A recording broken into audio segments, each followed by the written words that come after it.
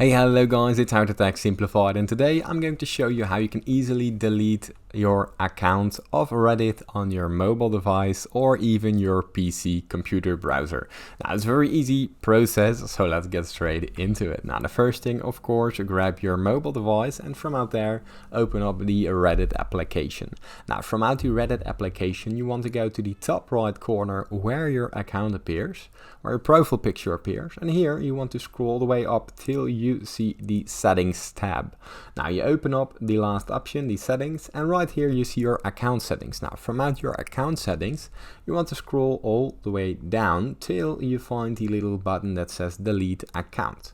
Now as you can see here, to delete your account, please log in with Apple again. So what this does is when you press continue, it shows you to actually confirm the Apple ID, and from there your account will be deleted. Now let's say you've done it through Reddit itself. You might, if your email address, it will probably ask you to confirm the email address in the email, and from there you can confirm that you wanted to delete your Reddit account. Now it's easy as that.